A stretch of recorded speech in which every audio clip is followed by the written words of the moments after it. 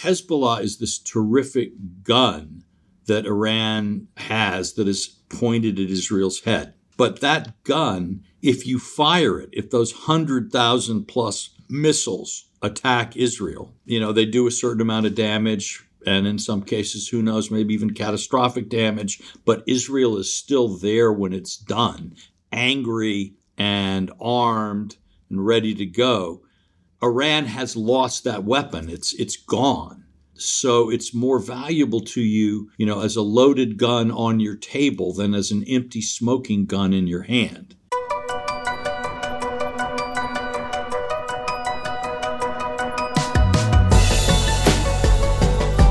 It's 11 o'clock p.m. on Thursday, June 6th here in New York City. It's 6 o'clock in the morning on Friday, June 7th in Israel as Israelis get ready to start their day. Over the past 8 months, we've focused most of our attention on this podcast on Israel's perspective and on the American perspective in the region since October 7th. But what I wanted to do today is gradually zoom out from the Israelis and the Palestinians and consider the perspective of other regional players throughout the Middle East, and then finally examine this war from the perspective of global powers, like great powers such as China and Russia. Has the Israel-Hamas war advanced their interests or reversed them? Our guest today is Walter Russell Mead. He is at the Hudson Institute. He is the Global View columnist at the Wall Street Journal. He was previously the Henry Kissinger Fellow at the Council on Foreign Relations. He also has a terrific podcast at Tablet Magazine called What Really Matters. I highly recommend you subscribe both to the podcast and you become a regular reader of Walter's Wall Street Journal weekly column. Walter's also one of the biggest thinkers on U.S. foreign policy and the lessons of history of U.S. foreign policy. He's also a prolific author. His most recent book is The Ark of a Covenant, The United States, Israel, and the Fate of the Jewish People. I devoured the book when I first read it. I had him on our podcast to discuss it, and I continue to refer to it because it's especially relevant to U.S.-Israel relations post-October 7th. We'll link to the book in our show notes. Walter Russell Mead on the great powers and the war in Gaza. This is Call Me Back. And I'm pleased to welcome back to this podcast my longtime friend, Walter Russell Mead. Walter, I would say this is your first time on the podcast, but I won't say it's the first time on the podcast because you've been on this podcast many times. But the reason I sort of want to say it's your first time on the podcast, even though you're returning, is because it's your first time on, which I was surprised once I remembered since October 7th. You and I have spoken a number of times since October 7th, but not on the podcast. And there's the life of this podcast very much is sort of pre and post October 7th. So I welcome you to this version of the podcast. Thanks for being here. Well, thank you. I sort of like the pre-October 7th universe a little bit better, but okay. So do I. How I wish we could have gone back to the debates over judicial reform. But here we are. So, Walter, over the past 8 months, we have focused most of our attention on Israel's perspective in the war, the Palestinian perspective, Washington's perspective. But what I wanted to do with you today is to gradually zoom out from Israel and Gaza and get your perspective on the other regional players and ultimately examine this war from the perspective of the global powers. And I know you just returned from almost a week in Ukraine, so you have been thinking a lot about what Russia is up to. So I want to get your take on what ultimately these global powers are trying to do or trying to not do in the region and in the war with Gaza. But before that, I want to start with Israel and Gaza, and I want to start with October 7th. And I often ask guests who've come on this podcast for the first time, or certainly for the first time since October 7th, what was your reaction? I mean, you write a weekly column on foreign affairs on global affairs for the Wall Street Journal. You think about international events, about geopolitics. You are a historian. You have written all these long-form books. You have close friends and mentors, people like the late Henry Kissinger, who think about events, and I guess with a larger perspective than many of us, perhaps. What were you thinking as events unfolded that weekend, both personally and intellectually, I guess? It was not like 911, where within sort of a couple of hours when the second plane hit, this immensity of the event came in all at once. We really only gradually got the news of what was happening around Gaza. And I can remember just sort of at the beginning thinking, well, this was terrible, but this is a raid like we've had other small raids. And then it just gradually sort of assumed this catastrophic shape, which it still holds to this day. I found myself actually thinking a little bit about Ben-Gurion, reflecting on Ben-Gurion, because it's always struck me that the sort of fading out of his career was such a tragic event where this sort of leader of great accomplishment came to a place where he was no longer really relevant in the Israeli security discussion. So I found myself thinking, okay, what does this mean for Bibi? What is Bibi's future? I actually got over to Israel pretty short time, less than a month, I think, after the attacks, and had a chance to meet with him. And I remember writing a column in the Journal after that saying that, people seem to be thinking Bibi is dead. But I have to say, after visiting Israel, it's a little bit like the Princess Bride. He was only mostly dead at that time. And so far, he still seems to be holding on to power, but it's almost every day there is another sort of crisis. Can he continue? Will he lose control of events? So that's been a part of it. But I think more profoundly, there is this sense of, for the first time in a very long time, Israel seems to be in a situation where it doesn't control events around it. Whether it's will Hezbollah attack? How will the negotiations over hostage release and so on go? Iran seems to have the kind of initiative in some ways. Iran and its allies have a even though Israel is winning on the ground in Gaza, politically Israel seems to be constantly reacting to things that other people are doing. And in terms of, as the war has played out since October 7th, over the past 8 months, what surprised you in the course of the war? I mean, this is a very unique war for Israel.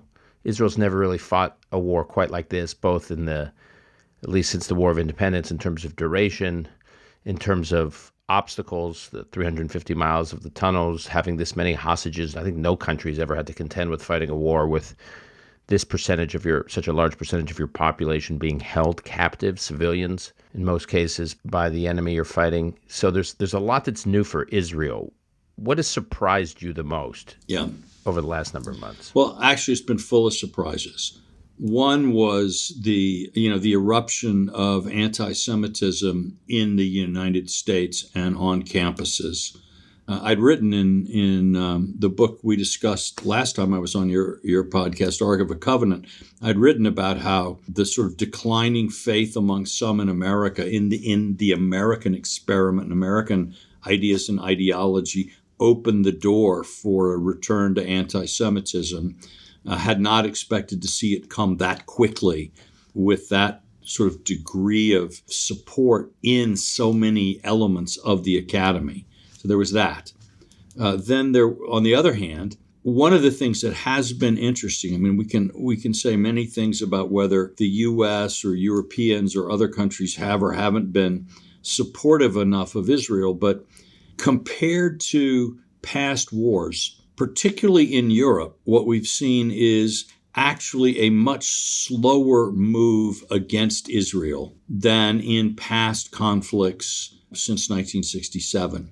If anything, I would, even today, countries like France and Germany and Britain have actually held more tightly to a kind of a fundamentally pro-Israel orientation than you would have seen even in 2015 or some of the earlier wars. My sense of that, without reading the secret cables, has been that a lot of Arab governments who might in past wars have been jumping on the Palestinian bandwagon are actually, because of their own opposition and concerns about Hamas and Iran, saying close it down, don't cause trouble. But in any case, in some ways, the diplomatic terrain has been much less unfavorable for Israel than one would have expected from the examples of past wars. It's been interesting to see the debate over Zionism in the American Jewish community. Again, in Ark of a Covenant, I wrote that Israel is a country of Jews for whom Herzl was right, and America has been a country of Jews for whom Herzl was wrong.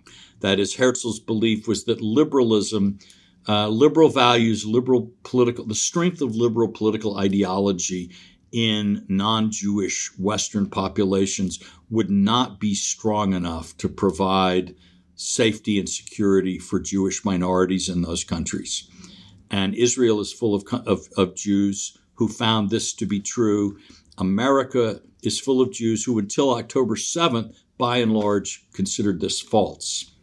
And so we're seeing a deep debate among American Jews over the relative values of Zionism and liberalism in a way that echoes debates that were seen earlier in history.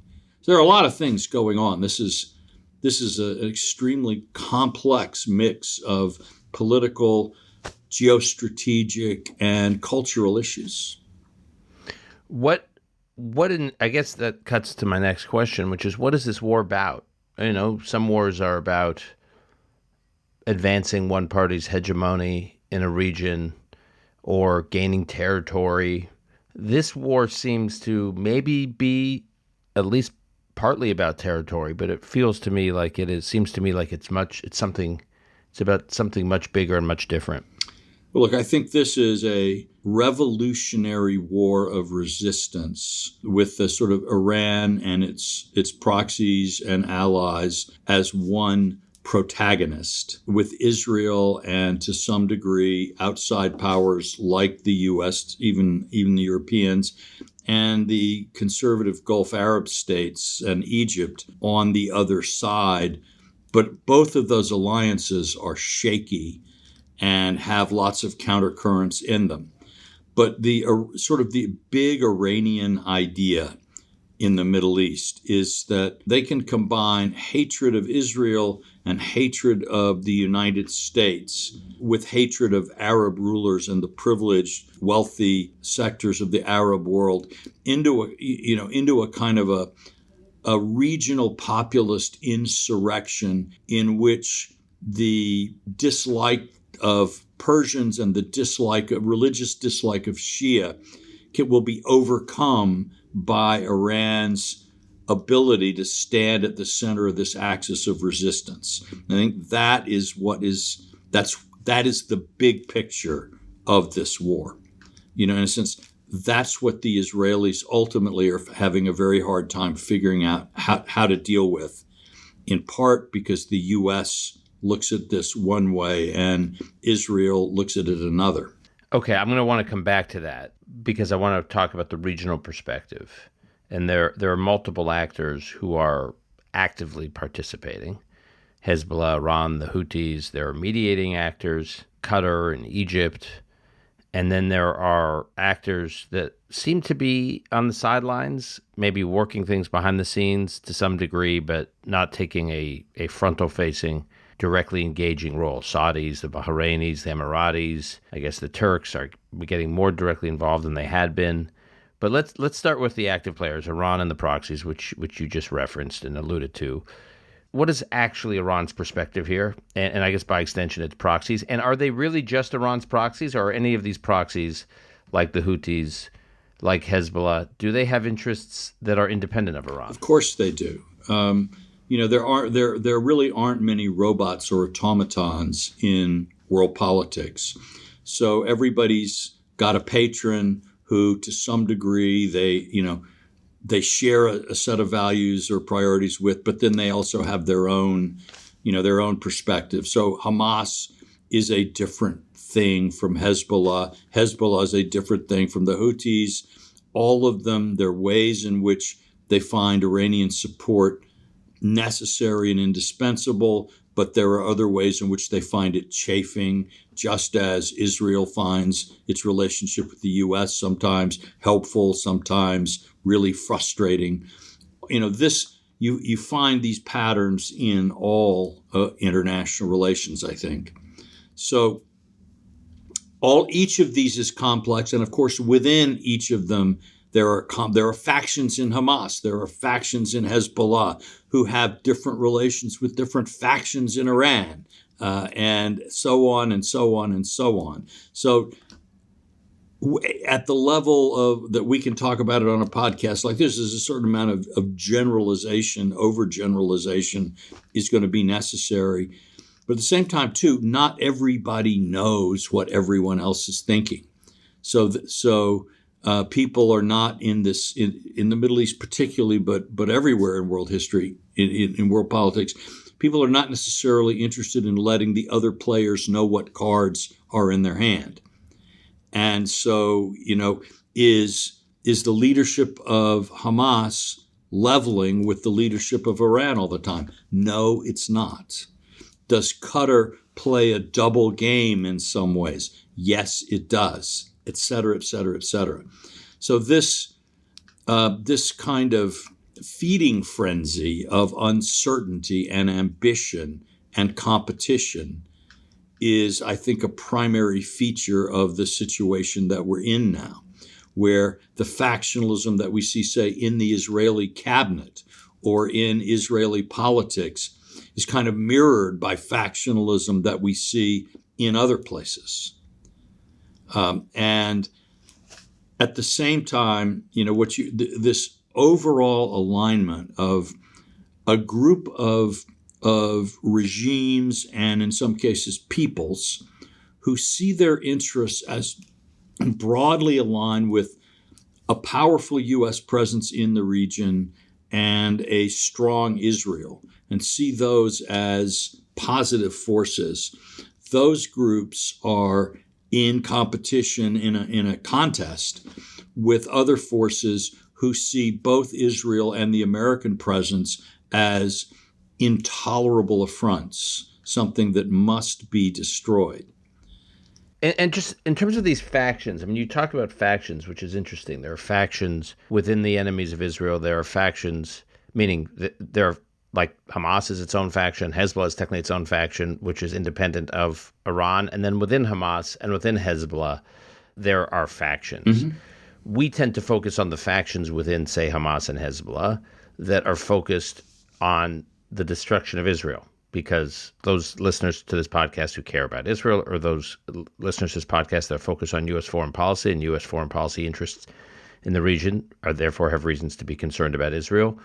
And therefore, we focus on the factions that within these movements, within these proxies that exist to destroy Israel. But they are not the only factions within these movements, and they actually probably, from our perspective, get a lot less attention. Can you talk about what their interest may be? Well, I mean, in Hamas, you've certainly got a clear, part of what's going on with the attacks, as far as one can tell. And again, we're like somebody, what is it that Churchill once said, when there are fights in the Soviet Union, it's like two dogs fighting under a rug. And you can tell something is happening, but you can't really know until the bloody bones of the loser are thrown out from under the rug. So it's not always so easy to interpret the factional infighting of these different groups.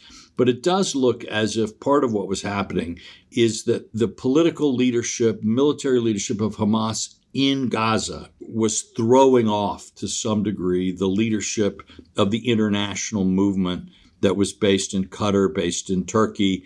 It's not clear how committed the international side was to this. I mean, those are people who maybe from their own point of view, just continuing to live in an intercontinental hotel with lots of money and swanking it around, that maybe was okay.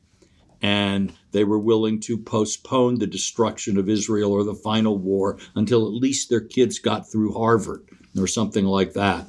While the people on the ground, had a more radical view of what they wanted to accomplish.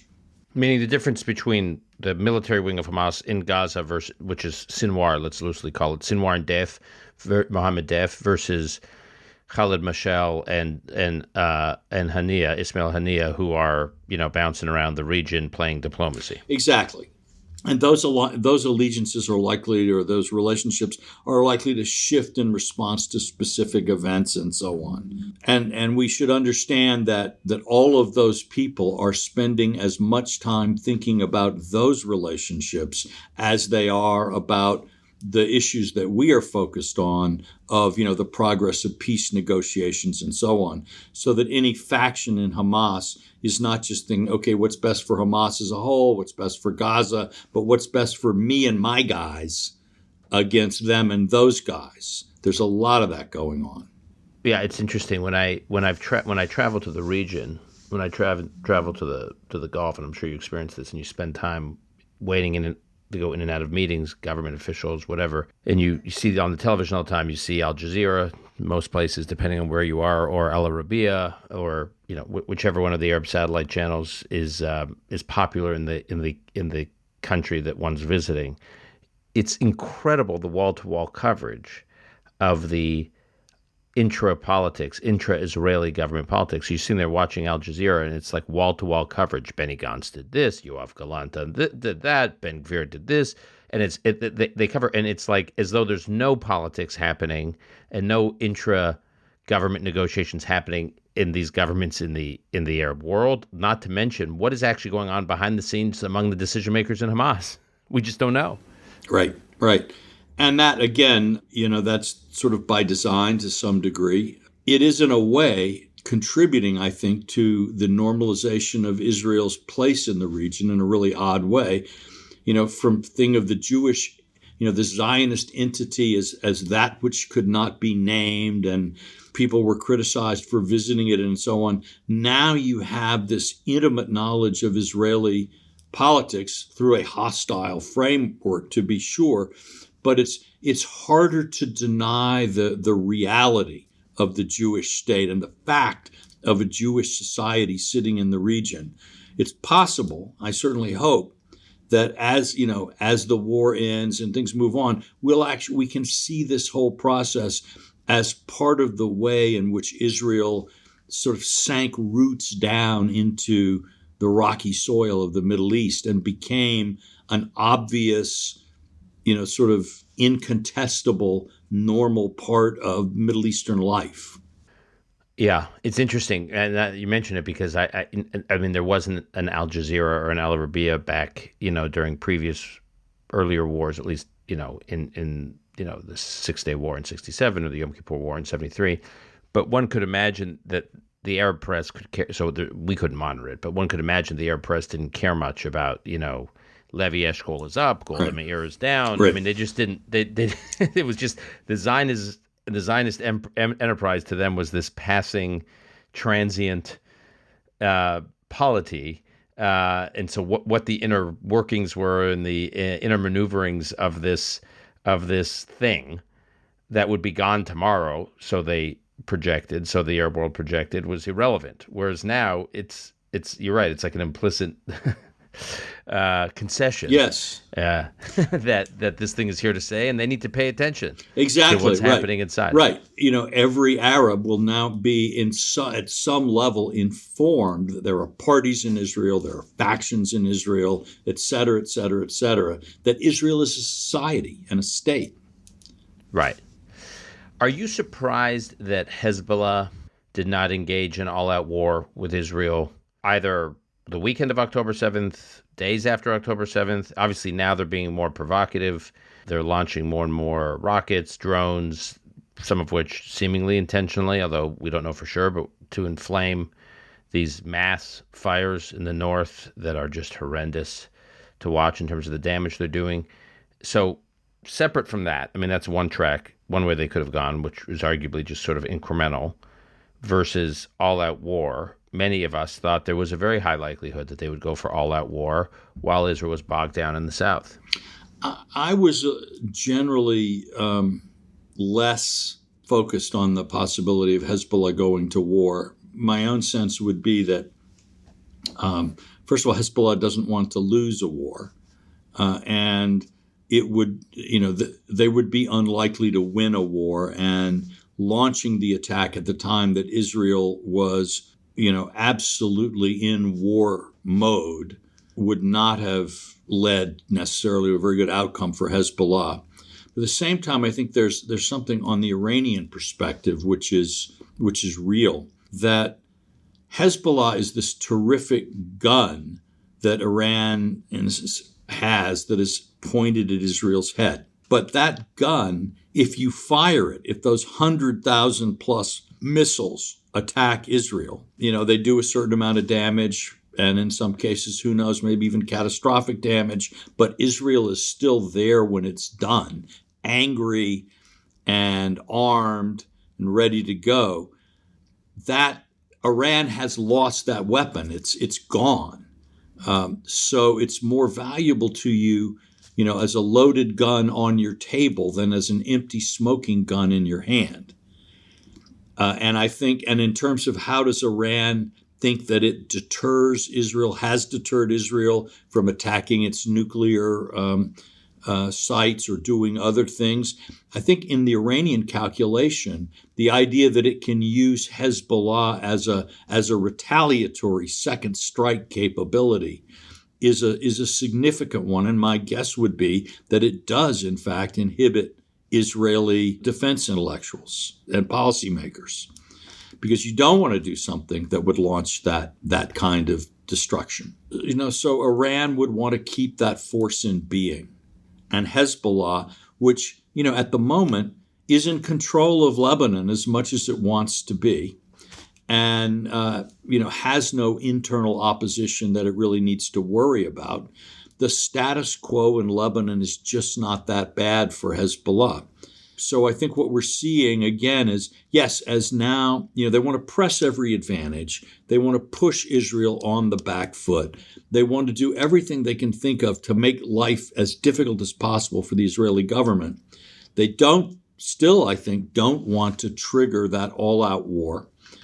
I'm sure President Biden does not want to see that all-out war triggered. So there we are. They are pushing, they're trying to stay close to that threshold.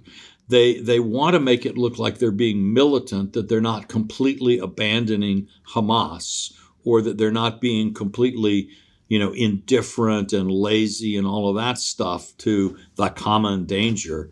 But they don't want to, in a sense, to open the war that would see the destruction of Hezbollah's military potential and then leave Israel more or less unconstrained to go after Iran. Saudi Arabia, what is their perspective on this now? What is their interest in it now? Well, let me start there, and then I have some specific questions about Saudi. Right. Well, the Saudis are playing a very complicated game. I think one of the things that we all need to understand is that MBS, who when he first came to power was a little bit like an unguided missile, who sort of, was involved in things like the business with Khashoggi and other things that didn't really work out the way he might have hoped they would work out. All right. He has come up a very steep learning curve, and I think is a much more experienced and skillful actor than he was a few years ago. And what we're seeing from the Saudis, I think, is a sort of combination. They are moving, in a sense, they're moving in all directions in order to keep their options open. So on the one hand, they are moving toward, this defense relationship with the United States, and whether overtly or tacitly Israel, that the Biden administration is pushing to. I mean, ironically, it is obviously Abraham Accords 2.0. The Biden administration would rather die than openly admit it, that they are following faithfully in Jared Kushner's footsteps in the Middle East, hoping that they could realize Jared Kushner's expansive vision. They really don't want to have to say that, but it's what they're doing. That is now their best case scenario, that Jared Kushner was wrongly denied the Nobel Prize. But, but the Saudis realize that they're not necessarily going to get this, where is the 2/3 majority in the Senate going to come from for a treaty with the Saudis that has all kinds of difficult issues like nuclear enrichment and other things like that? We've seen there's been this recent release of a report that purportedly shows, claims that the Saudis were much more directly and officially involved in 9/11 than they've admitted. I myself am maybe such a cynic and a skeptic that it seems to me the timing of this thing is awfully convenient, and one wonders whose interest it was for that to come out at this time, but there it is. So if you're the Saudis, you can't be at all sure that you would get this treaty, even though it would be advantageous. And nobody in the Middle East is really interested in American promises that aren't backed by treaties at this point, looking at how fragmented our politics are and how unpredictable we are.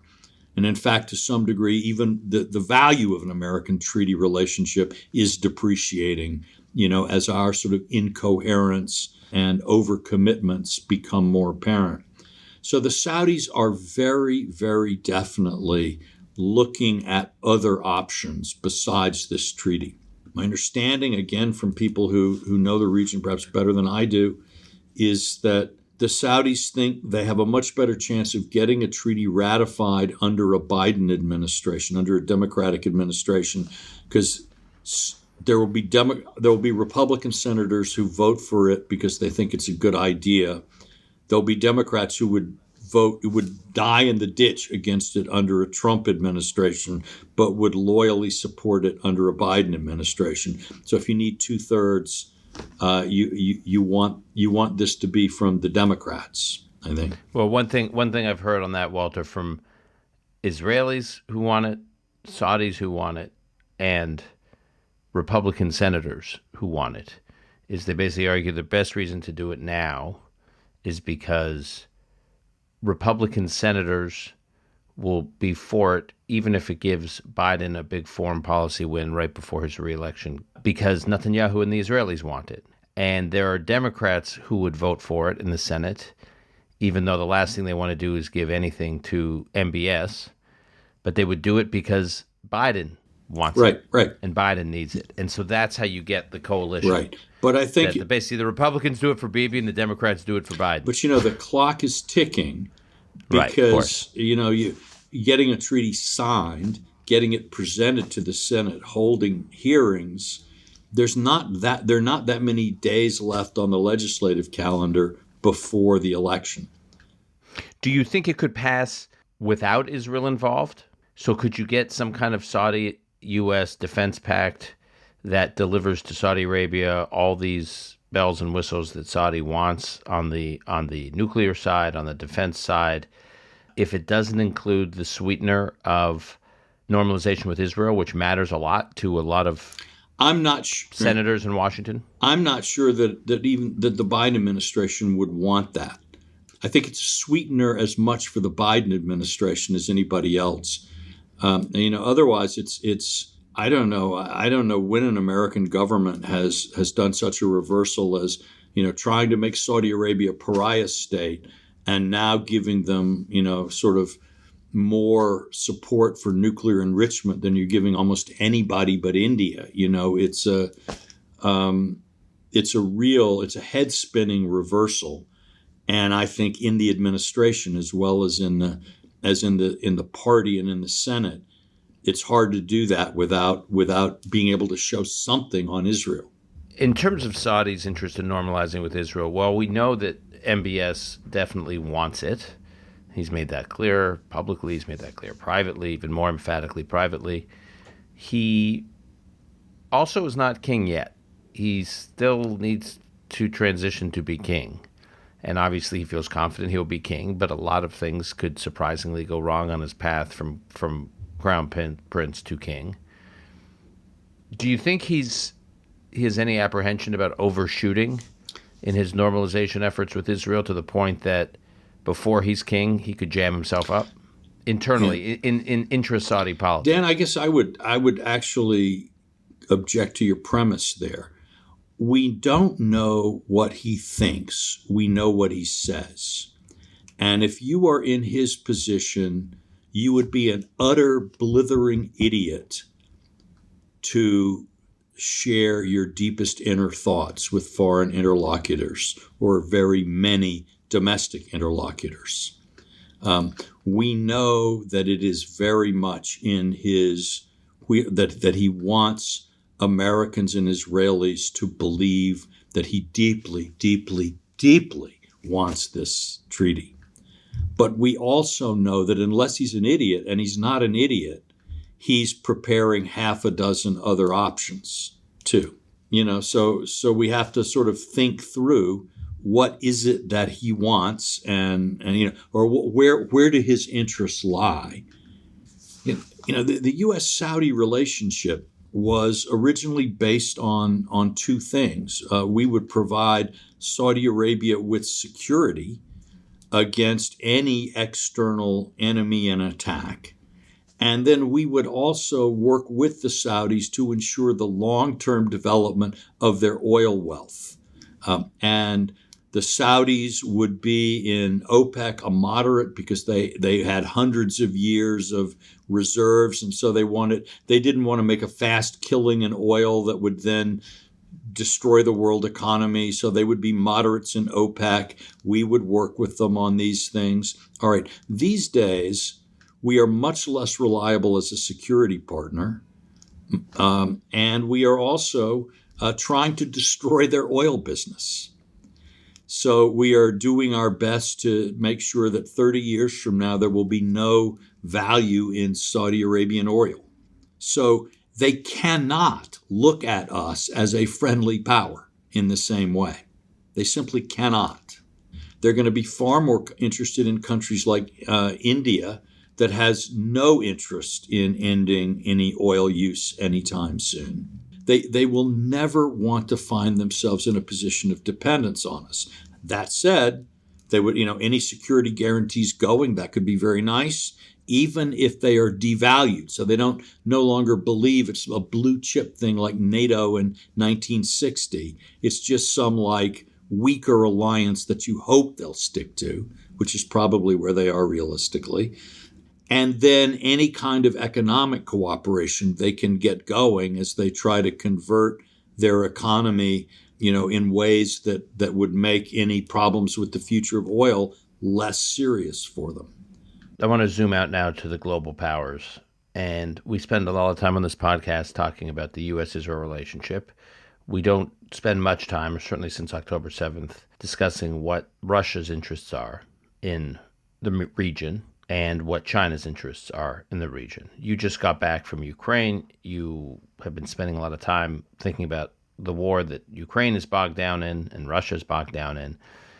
But zooming out from the war you were observing, what do you think Russia's interests are in the Middle East these days?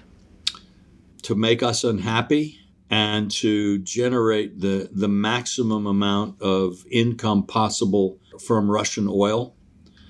But I think we should also add, we forget in America, we don't think much that in the last year we've seen the Wagner Group basically conquer a significant chunk of Africa in the Sahel.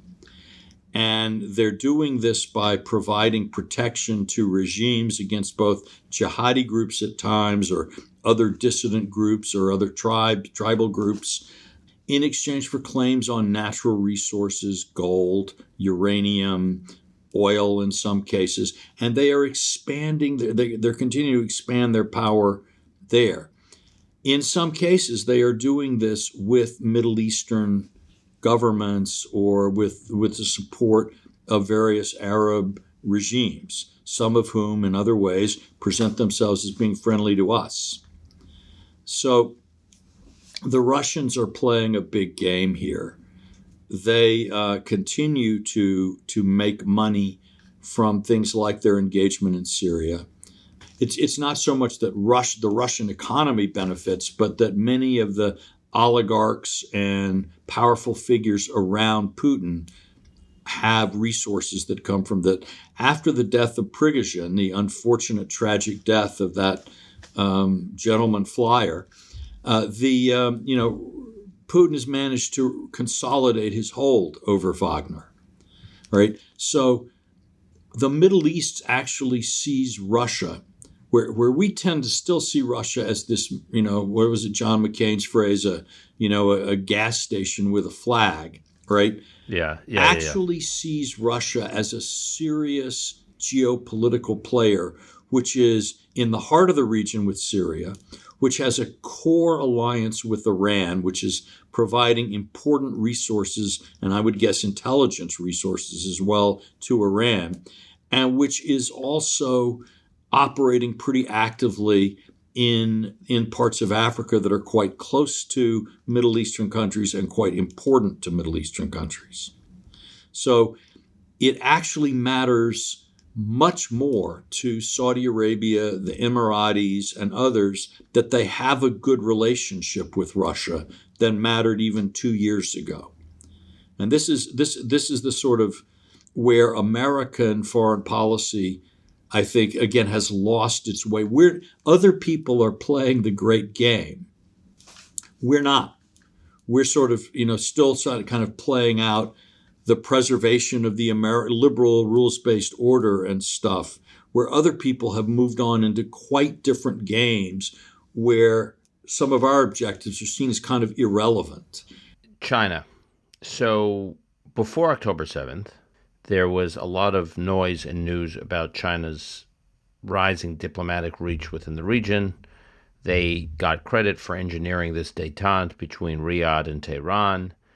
And then since October 7th, I've heard mixed things, that China hasn't taken its foot off the pedal in terms of being engaged in the Middle East. And others have argued, China's pulling back. It's now the Middle East has gotten too complicated and too hot in terms of a war for China to have real leverage and really try to have influence. And so it's actually doing a lot less in the region. What's your take? Well, I noticed that they've just recently called for some kind of a peace conference in Beijing. So I think they're not throwing in their cards. I think that, they're focused more on their interests than anything else. And their interest is to a reliable source of oil at a reasonable price is what they want to see. I think they are aware that by being kind of penned, sort of the degree to which the Biden administration is resented by popular opinion and so on across the Middle East for supporting Israel, even if many in the U.S. think it's not supporting Israel enough. The Chinese see that as something to play on, as, well, look at us, we're not like that at all. They talk about their liberal world order. Well, what about the children killed in Gaza, et cetera, et cetera, et cetera. It's a perfect foil for China. It is sort of hastening the day, the Chinese hope, of a post-American era in the Middle East, where the United States is no longer the most important outside actor in the region. That if Russia's coming up a bit, even though Russia's interests in the Middle East are opposed to China, Russia would like a high oil price, China would like a low oil price. Nevertheless, the sort of common goal of trying to steer the region away out of the American sphere. Look at things like trying to, get Saudi investment vehicles to pay more attention to China and so on and so forth. There are lots of different ways that the Chinese can be increasing their presence in the Middle East, not necessarily building against the U.S. in a confrontational way for something time to happen now, but taking advantage of U.S. preoccupation and so on to begin to just keep steadily building up your position, because somewhere down the road it's going to be useful. Last question, Walter. If Israel is seen not to be victorious in its war against Hamas, and we don't have to define today what victorious means, but let's just say a world in which the war basically ends, or permanent, near permanent, or long-term calm is brought to the Israel-Gaza border, on the one hand. On the other hand, Hamas, everyone gets in this scenario that I'm describing, Hamas is not actually gone. that Sinwar may emerge to some degree from the rubble, either literally or symbolically. Hamas or its successor organization plays some kind of power sharing role in a power sharing agreement with whatever Palestinian governing body comes into existence in Gaza. So there's just a sense that Israel was attacked in the most unfathomable, barbaric way, and the attacker is basically still standing. Well, this is exactly what's happened in Lebanon with Hezbollah. Israel basically lost wars in Lebanon. We don't like to put it that way, but that's really what happened. And Hezbollah has ended up stronger than ever. So I think what we would see is that so it's not new for Israel to fail to explain that. Describe that, because it's an interpretation we don't typically hear. Can you just provide a little color on that case study? Well, Hezbollah has attacked Israel in the past, and Israel has attacked Hezbollah, fought wars, at the end of which Hezbollah was still standing, and very soon afterwards posed an even greater threat to Israel than before. Right. So that's been a 20-year pattern, right? And Hezbollah not only was able to increase its military power against Israel, it was able to increase its military dominance of Lebanon. So in that sense, this has already been happening on the North Front, right? And as a result, Israel has been living under an increasingly dire threat from Hezbollah's rapidly growing missile arsenal, one which clearly does in some ways constrain Israel's ability to act both on its northern border, but also vis-a-vis Iran. All right. So assuming that something similar happens, that Hamas sort of reemerges in Gaza, then over time, one assumes, again, builds up its armament so it's even stronger than it was before. Well, I mean, what do I say about that? Well, I would say, Walter, that in using your Lebanon example, your Hezbollah example, the difference, again, thinking parochially over here I am in New York City, is in Israel's previous wars against Hezbollah, it didn't become a proxy for a broader cultural debate in the West, sort of a civilizational struggle, a debate about liberal values, a debate about anti-Semitism more generally. It really was viewed as a regional war. And I don't remember, I guess in the first Lebanon war, there were major protests over here against Israel.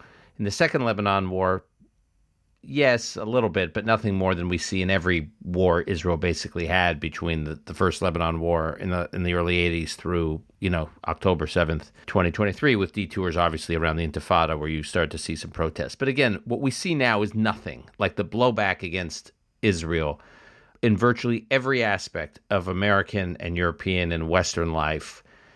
The blowback we see is like nothing we have seen. I haven't seen in my lifetime. And so a world in which the Hezbollah model is what awaits Israel at the end of this, only substitute Hamas for Hezbollah. In terms of this being a civilizational struggle, it seems like the civilizational side will have lost. If you're basically saying Israel's seen this movie before that I'm describing and it's Hezbollah, so if Hamas does that version and is still standing, it will be perceived as Israel having lost and not actually successfully fought back to the most, as I said, the most barbaric, ghoulish attack one could possibly imagine. I agree with you that it would be disastrous for all kinds of reasons. I guess the one place, Dan, where I have a question is, I guess I don't see, and maybe this just shows my moral unworthiness to live in a country governed by the Biden administration. I am less confident that what's going on in the world is the struggle of Western values against other values and the fight of democracy against autocracy. I tend to think, I look I think that after World War II, the world seemed to be moving in a Western direction. That Turkey wanted to be more like Europe. You look at, Pakistan, where Jinnah is always seen as wearing, very a coat and tie, much as Ataturk had done in Turkey. There was this sort of idea that modernity and being advanced was in some way connected to the West, right? I think what we're seeing now, whether you look at India, you look at Turkey, you look at a lot of the Arab world and so on, is that the world is moving in a lot of different directions. You could make an argument that an industrial society imposes a kind of homogenization on, because you need to organize in many of the same ways for the large industrial enterprises and so on and so forth, while an information-based society actually encourages cultural difference and these things. And I think a lot of what we're actually seeing in the Middle East today has a lot to do with this. Even Israel is not really trying to become a more Western country. The number of Israelis who think, gosh, let's be more like France, let's be more like Denmark, is not rising with every year. All right? So let's try to pull those things apart. But I think we can say that it's very important for Israel, partly because of its our connections as Americans to Israel and how we see it, for Israel to overcome this challenge. And I do think that a perception that Hamas has been defeated and needed to be defeated and was terrible for the Palestinians as well as for Israelis, it's important for that to happen. Whether it's possible for that to happen, we'll see. I think that it is. I do note that in spite of all the hand-wringing and all the delays and so on, Hamas has been progressively pushed back militarily. We are clearly now in a kind of a stage where either that attempt is abandoned or it is pushed forward to the next level. It's a fateful time. It's a very difficult time for Israeli politics. That this is happening at the time of an American presidential election is extraordinary, and given the degree of polarization in our country. I'm actually somewhat positively impressed, Dan, that while there has been a lot of discussion and debate in America over what's happening in Israel, and there have been these sort of horrifying things on the campuses and in a few cities or districts of cities, on the whole, the center seems to be holding. This has been, as you noted, the longest war for Israel since the War of Independence. And it's been a war where almost we had at the beginning, we had terrible news of atrocities against Jews. But since then, the sort of headline dominating things have been bombs falling on Palestinians. So for this, against this, it's extraordinary how the support has actually held up, and how you look at polling and you really don't see big changes in American support for Israel. And so what's striking to me is we tend to react to the Biden administration overreacting to a narrow but very loud, disproportionately loud segment of its coalition, when in reality what you're describing is much more the reality in terms of the broad spectrum of American public opinion, which is supportive of Israel. But there's this very narrow faction that we see obviously loudest on college campuses, but not just on college campuses. And I think the Biden White House, who's talking to the Biden campaign, re-election campaign, who's talking to these youth organizers who are paying way too much attention to a bunch of progressive activists in these college towns. Therefore, their voices get so much attention, and everybody thinks, "Oh my God, the youth vote is in play. Oh my gosh," you know what I mean? And it's just, you saw this polling over the last few weeks where young voters were polled, and they were asked like the 10 or 15 issues that were most important to them, and Israel's war in Gaza ranked second last out of over 10 issues. It was like most kids don't care about it. And yet we can't stop seeing press attention, press coverage about how much the Biden White House is making policy. I mean, Biden is asked by Aaron Burnett in that CNN interview a few weeks ago when he first talked about conditioning aid, arms shipments on Israel's operations in Rafah, where he was asked by Aaron Burnett, "Are you hearing these protests on the college campus?" And Biden says, "I hear them. I hear them. I hear them." He said it in a way like their complaints are resonating with him. Their protests, he's sympathetic with them. I would hope that after 50 years in American politics, Biden could learn to sound like a hypocrite. Come on. I feel your pain. It's obvious no matter what his policies are, he will want to project empathy at every opportunity. But again, look, I hold no torch for the Biden administration here. But, you actually look at weapons deliveries and there was all the talk about, they didn't veto that UN resolution, but they made sure it was an advisory resolution of no real impact before they voted on it. Before they abstained. Yeah. So that a lot of this is perception management. Mm-hmm. And that's actually what you would expect a semi-competent president to do. But now, whether they have overall a viable, much less intelligent strategy for the Middle East and for the confrontation with Iran, for the management of the relationship with Israel and Israeli security, that is a different question. I think they can be legitimately criticized. But basically, the thing of using Israel policy to signal to various groups of supporters, while at the same time shaping Israel policy in accordance with your sense of the national strategic objective, that's a very typical thing for an American president to do. But if he's doing it, and then we don't have to belabor the point, but if he's doing it to manage his political coalition here, what he does and says in this globalized media and information environment we are in also has signaling effects to those making decisions in Hamas, like Sinwar, where he's wondering, well, is pressure mounting on Israel or is pressure mounting on us? Right. And so what does he see when the U.S. chooses to abstain versus veto a tough UN Security Council resolution for Israel? It kind of depends on how intelligent he is. And I never met the man, so I don't have a view.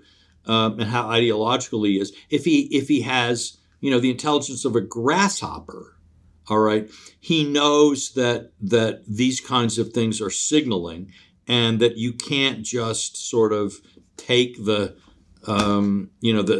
top line headline and turn that into a serious diplomatic theory of what the United States is up to. I would think he would notice that even as these waffly statements are being made, large numbers of bombs keep falling on Gaza that were not made in Israel, and also that the volume does not seem to be decreasing.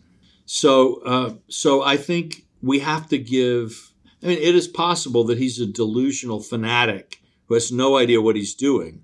It does seem to me actually that while he may be a delusional fanatic, he does have a certain basic degree of political intelligence, knows that Israel is a formidable opponent, knows that the United States is continuing to support it, though not up to 120%, right? And I don't think he's looking for hope that the Biden administration will suddenly see the righteousness of his cause. But overall, I think the people who are the angriest at Biden right now are people on the far left and the Hamas side who believe that all of these things are just sort of hypocritical, concessions, while 80% Israel's getting 80% of what it wants. People, yes, are angry on the other side who say, well, where's that 20%? But I do think Biden so far has continued to steer this in the way that Democratic presidents have normally tended to steer it. Okay, Walter, we will leave it there.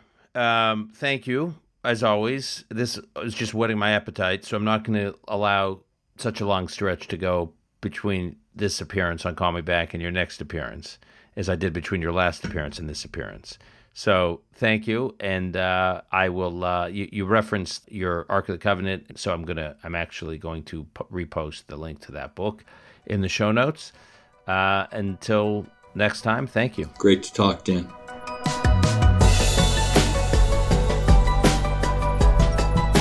That's our show for today. To keep up with Walter Russell Mead, you can follow him on X at WR and you can also find his work at the Hudson Institute and at the Wall Street Journal. Call Me Back is produced and edited by Alon Benatar. Our media manager is Rebecca Strom. Additional editing by Martin Huergo. Until next time, I'm your host, Dan Senor.